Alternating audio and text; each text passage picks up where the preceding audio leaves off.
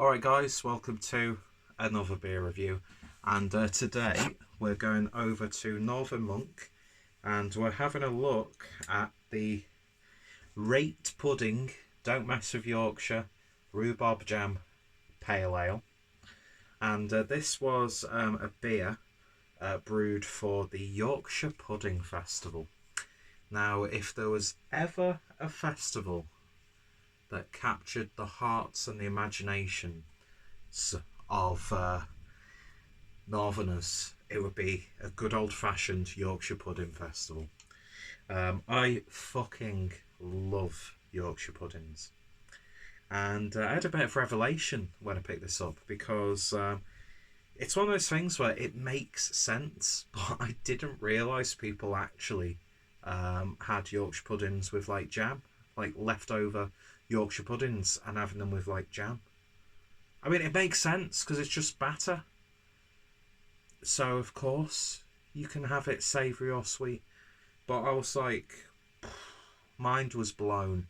And part of me was like, why didn't I think of that? Because I'm a bit of a fat bastard, as you can clearly see. And even my t-shirt is food related. So yeah, you'd think that I'd have done this already, but I did actually have the intentions of doing this beer review and pairing it with some homemade Yorkshire puddings and jam, but that didn't happen, and it won't happen because I just really want to drink this beer. So I'll quickly read the description on the can. Yorkshire puddings aren't just for gravy. Now, if there's ever been a t-shirt that needs to be produced, it's that one. This beer is inspired by the tradition, I've had a few beers tonight, of eating leftover Yorkshire pudding with jam and syrup. So fill your pud with some rhubarb jam and raise a glass to Yorkshire. IBUs are 25, EPC is 8, or EBC is 8, and original gravity is 1.465 for those who want to know. And yeah, so this has been brewed with strawberry, raspberry and rhubarb, and it's clocking in at 4.5% ABV. And yeah, I picked this up from the Refectory in Manchester, one of my favourite places to go for a drink. And yeah, lovely artwork. So without any further ado, let's get this beer opened and see what we get. It's needless to say, Northern Monk are one of my favourite breweries. You say needless to say, and then you say it anyway, so that was pointless. So I'm really looking forward to seeing what this one is like, actually. So it's not a haze bomb, you know, by any stretch. I mean, it's got a haziness to it, but it's by far, you know, a haze bro sort of beer. They don't always have to be. That's a valuable lesson, ladies and gentlemen. They don't have to be juice bombs all the time. I mean, it's looking really nice. Nice golden, slightly amber look to it. Poured it stupidly, so there's just shy of 3 fingers worth of a white head. So let's see if we can get a nose on this one.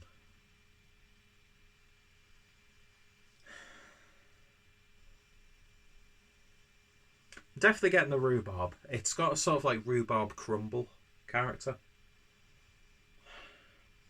That strawberry's coming through now. Loads of sweet berries. As that head's dissipating and the beer's breathing in the glass. Oh yeah.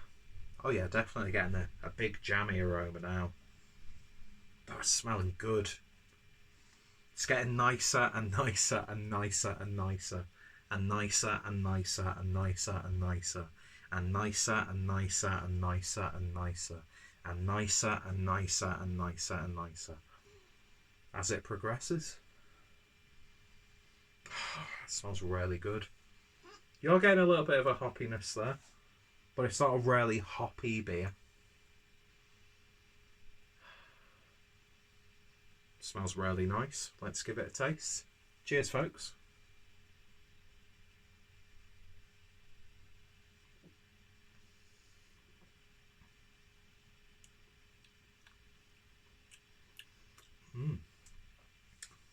That's nice.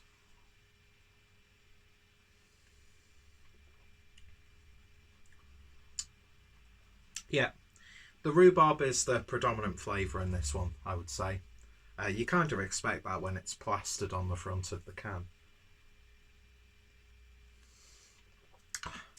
It's got the taste of those hard-boiled rhubarb custard sweets.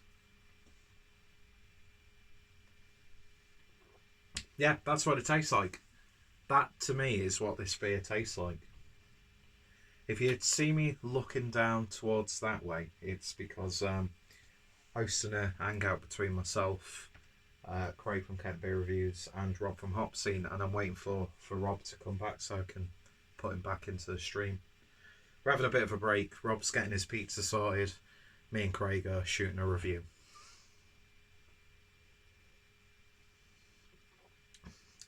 Do you know what? It's a really simple sort of old school pale ale. It's not a juice bomb. You know, there's no in your face hop character. I wasn't expecting that. I didn't want that with this.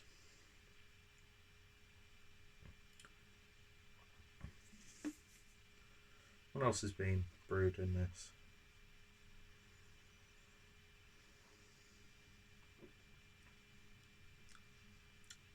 Malted barley, oats, and maltodextrin. Doesn't go into detail what hops have been used in this. In fact, it doesn't even say. Yeah, it does. Obviously, it says hops because there's got to be hops in beer. Duh. Imagine brewing a pale ale with no hops at all. Wouldn't be a pale ale, would it? But yeah, it's really nice and simple. Those who are expecting juice and loads of fruity hop character, you might find it a tad pedestrian. I've not used that for a while. But for me, this is just a damn good, slightly sweet, jammy pale ale. Nice and crisp, bready, biscuity malts.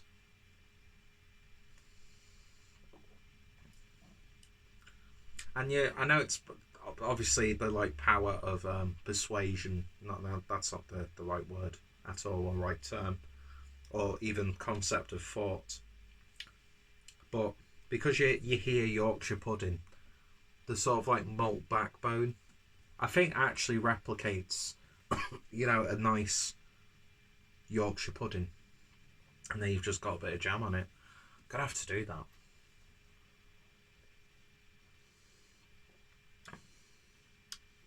But yeah, I like it. I like its simplicity. I think that's where this shines. You get all those characters there. You get the tartness of the raspberry.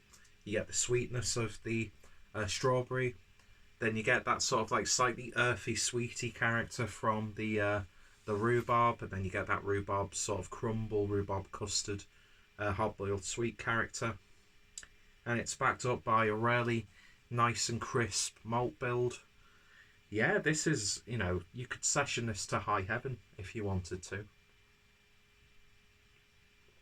And I think it'd complement a nice plate of leftover Yorkshire puddings and a jar of jam perfectly. Would that be like a Yorkshireman's breakfast?